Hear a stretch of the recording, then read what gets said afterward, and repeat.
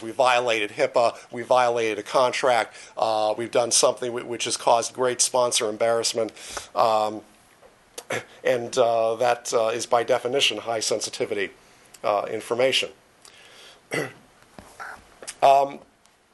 Since I've been talking about communication channel vulnerability, I just thought I'd let you see what that one looks like. So it goes all the way from very low, which is to say the channel is slightly vulnerable, and the set of potential attackers is very limited, all the way to the vulnerability is very high. It's potentially very vulnerable to interception. The set of potential attackers is virtually limitless. And excuse me. And so here you see some of that rendered more concrete. Some examples of channels. I'll call out the mail. Remember, this is meant to apply to information in all its forms, not just electronic. So, you know, the mail is a communication channel. And so we have to, if something is going through the mail, we need to make an assessment regarding the vulnerability of that channel. Another one, and these are going to come out in the examples, information flow complexity. This one was kind of tricky to come up with, but it has to do with malware, essentially. And the idea was, well, if you've got a device and the device is only capable of dealing with plain text, you know, the opportunities for malware attack are pretty limited, if not non-existent.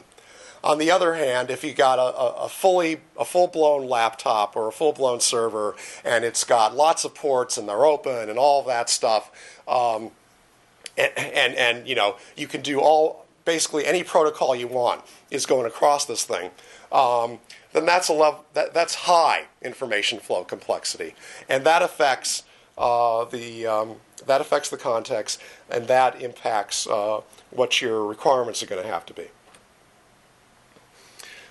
All right, so all of that was kind of leading up to this. In figuring out what the requirements should be, we use a basic risk model, and it's embedded in this framework where contexts are going from very low to very high, and we arranged it so that very low is always better than very high from a risk standpoint. And you've got information sensitivity or criticality, and again, none is good, high is bad. And so we developed this general strategy indicating what level of controls we thought we were going to need for each of these circumstances, given the risk, given the contextual risk, given the risk in some of the other drivers. At what level should the control? Do we need any controls? Do we need basic controls? Do we need moderate control or intermediate controls? Do we need enhanced controls? All right, so this lists the actual security policy interpretations. So basically what you see in this left-hand column here is these are all the discrete requirements, policy requirements falling under security that the framework helps us generate. And you see in the second column, well, okay, this is the form that the requirement takes, or these are the values that the requirement takes. It's either, as I said before, it's either a permission or it's a level of control. And these are the risk drivers for that particular requirement. Those are the risk drivers for that particular policy interpretation. As I said before, for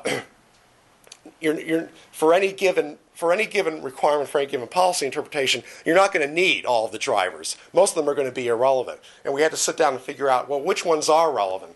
And so, you know, for example, user authorization to access, we determined that the relevant risk drivers were user type, information sensitivity, and information type.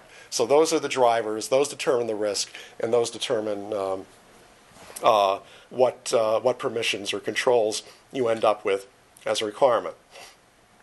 So this is what a control looks like. I'm actually not going to be talking anymore about authentication, but I just wanted to throw this in. You'll see some other controls in the examples, but I wanted to throw this in to give you an idea of how even more complicated this gets when you actually sit down and try to think through this stuff systematically. We started out with basic, intermediate, and enhanced levels of authentication. Okay, minimal binding between user and authenticator, sort of moderate binding between user and authenticator, extreme binding. The more we thought about it, the more we realized there are actually multiple dimensions to authentication. And we actually came up with half a dozen. We identified half a dozen.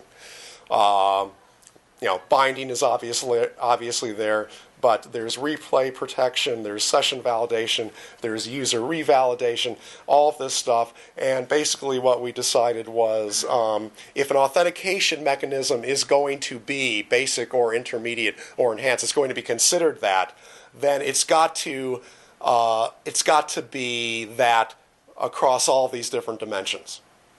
Okay, so if your authentication mechanism is enhanced, then it's got to be enhanced for replay protection, it's got to be enhanced for binding, it's got to be enhanced for session validation, blah, blah, blah. Now, having said that, I will say there are actually a few very specific exceptions that we carved out as we went along, but that's basically the way it goes.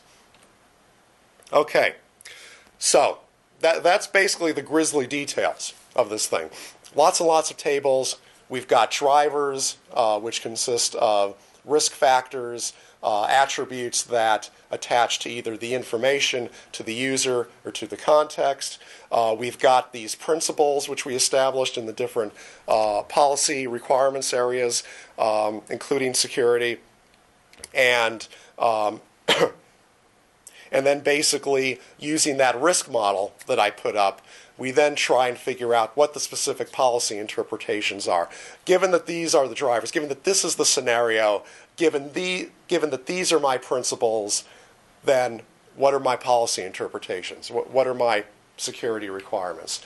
So let me go through a couple of really quick examples, and then I will take questions if anybody's still awake. In-transit confidentiality protection. Here's a very simple email scenario. All right, John works in human resources. He's working at home with his MITRE laptop. He needs to email some sensitive information that includes employee social security numbers to someone at MITRE. How should he protect the information? All right, well, this is how the framework helps answer this question. First of all, information type and information sensitivity. These are two of the drivers. These are two of the risk drivers.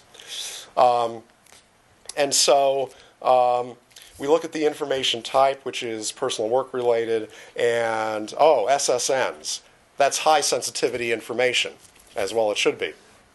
Okay, so we've established what the sensitivity of the information is based on the information type. All right, next thing we have to look at.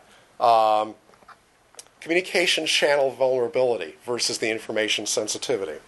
Well, John is at home and he's connecting through the internet, therefore the vulnerability is high and the information sensitivity is high. Therefore, you end up down here in this box in the corner which says that you need enhanced communications channel protection because you've got high sensitivity information going across a highly vulnerable channel. So, finally, what does that actually mean in practice? Well, this is the definition of enhanced channel protection here, and here are some potential mechanisms. Now, it isn't until you get down into the 2A part of the framework, which depending on who you talk to isn't really part of the framework, but it isn't until you get down to the implementation guidance that you actually start seeing specific technologies mentioned. So what we have here is a list of potential mechanisms that we could employ in order to achieve this enhanced